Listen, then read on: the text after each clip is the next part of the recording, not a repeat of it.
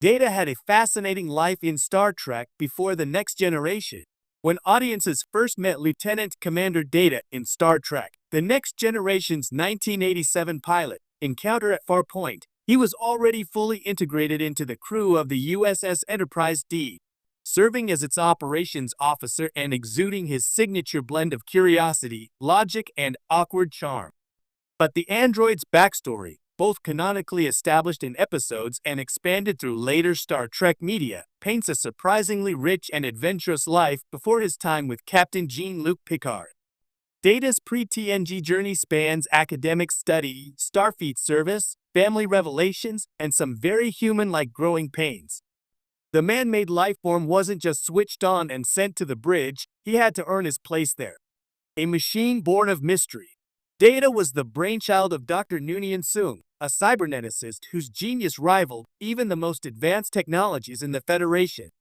Built on the Federation colony of Omicron Theta, Data was the third fully functional Soong-type android after the ill-fated prototypes B4 and Lore.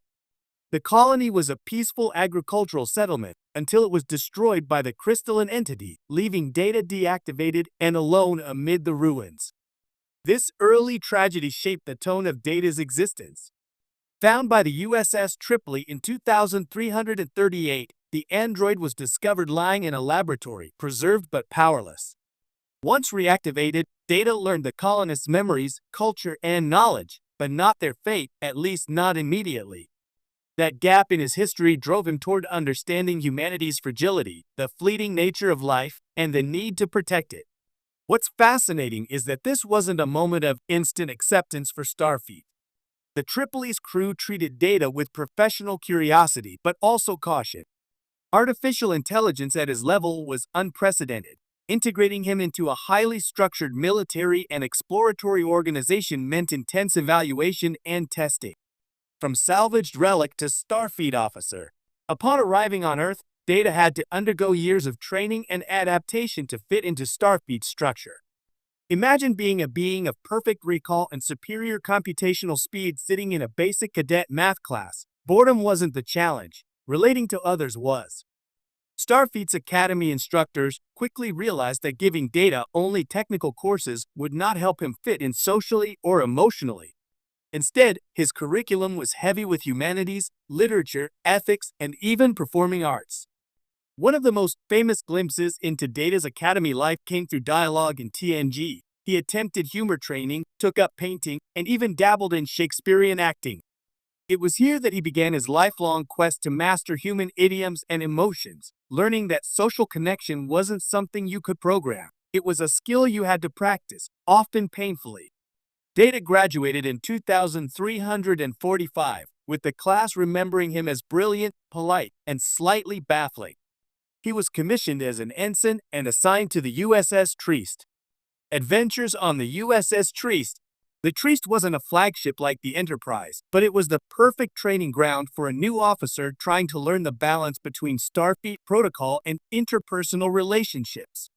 Serving under Captain Sylva LaForge, yes, the mother of his future Enterprise D crewmate, Geordi LaForge, Data gained experience in operations and security.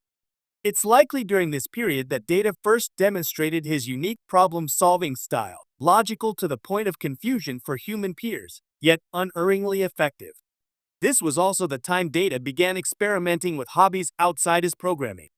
On the Trieste, he joined the ship's music ensemble, tried his hand at painting landscapes from memory, and became notorious for delivering accidental deadpan humor in tense situations. Officers who served with him noted that he treated everyone equally, from the captain to the newest enlisted crew member, not because of ideology, but because hierarchical bias simply wasn't part of his thought process. Early encounters with prejudice. Despite Starfleet's inclusive ideals, Data faced moments of discrimination in his early career. Some officers viewed him as a walking computer rather than a sentient crewmate. These experiences hardened his resolve to prove his worth not through emotional appeals but through consistent service and competence. several incidents during his pre-TNG service, including one where a superior officer refused to accept his tactical recommendations purely because he wasn't biological, became quiet motivators for his later defense of artificial life rights, most famously in TNG's The Measure of a Man. The Omicron Theta Return. In 2364's Data Lore, the Enterprise DA returned to Omicron Theta and uncovered Lore, Data's brother. But this was not the first time Data had revisited the memories of his birthplace. Starfleet archives suggest that while serving on the Trieste, he requested access to Federation surveys of the Omicron Theta system, searching for any trace of survivors or clues about the crystalline entity. This indicates that long before Picard's crew stumbled upon Lore, Data was already pursuing his personal mystery, quietly and diligently. Rising through the ranks. After several years on the Trieste, Data's spotless record earned him promotions and new assignments. His technical expertise made him an asset on exploratory missions, and his unshakable composure under pressure made him a natural candidate for bridge duty. Starfleet Command eventually reassigned him to the USS Enterprise D, where Captain Picard's open-minded leadership would provide the perfect environment for his continued growth.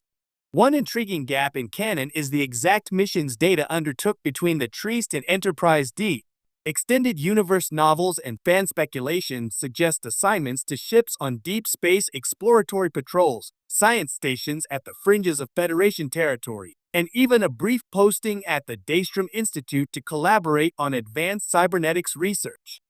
While these aren't fully canon, they align perfectly with Data's skill set and the Federation's cautious interest in understanding and perhaps replicating his design. Relationships before Picard. Though TNG showed us Data forming deep bonds with his crewmates, there are hints that he had meaningful connections earlier. His friendship with Captain Silva LaForge may have helped pave the way for his trust in Geordi. It's also likely that fellow officers from his academy days remained in touch, at least in the formal, polite exchanges Data considered friendship. These early relationships would have been vital in teaching him that trust is built over time, not simply given on activation. Interestingly, while there's no canon evidence of romantic relationships before TNG, his later attempts at romance suggest he had been considering human emotional connections for years. Perhaps the Academy's social lessons planted the seed that love, like humor, was worth exploring, even if he could never truly feel it in the biological sense. The philosophical foundations. By the time we meet Data in Encounter at Farpoint, he has already developed a personal philosophy that striving toward humanity is not about replacing what he is, but about expanding his understanding of sentient experience. This belief didn't form overnight. It was forged through years of Academy debate, shipboard discussions, and personal reflection. Pre-TNG Data had tools,